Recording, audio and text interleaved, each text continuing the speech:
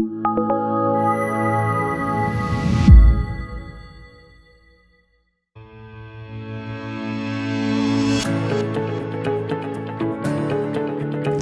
my name is Rebecca Homkes, and I am a teaching fellow at the London Business School and a director at the Ashford Strategic Management Center.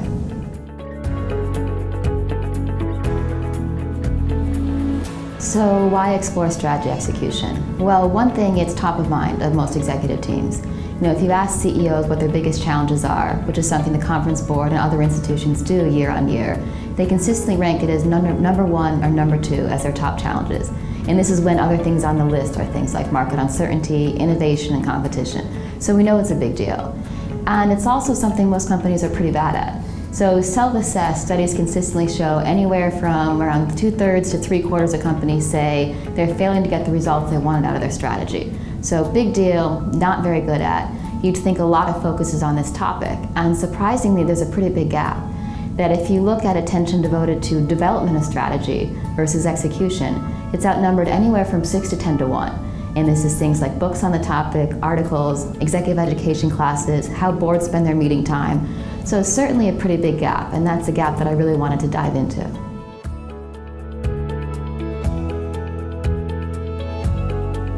So when I started looking at strategy execution, I actually started from the mindset of an economist, where my background was, and really was surprised by the lack of data or evidence or really good studies on this topic when it's something that's such a big deal.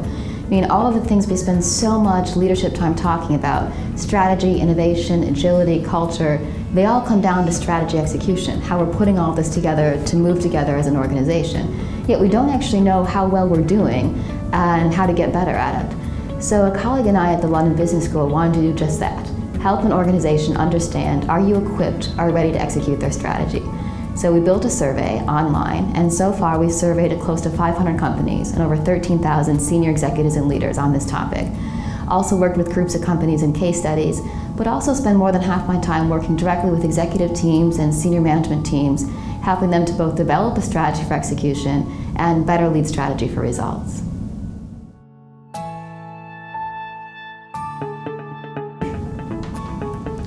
So execution seems like a big thing, like almost too much to focus on.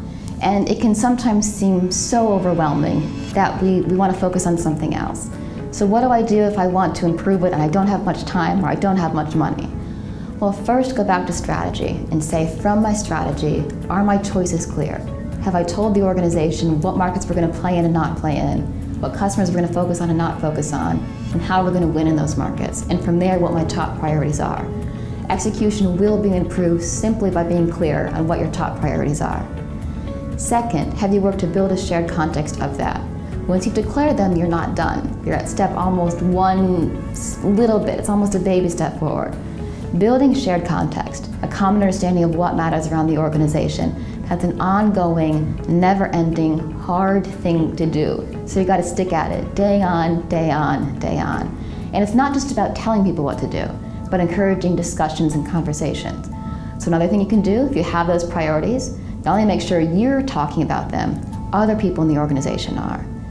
Another simple thing you can do is just look at the commitments of execution.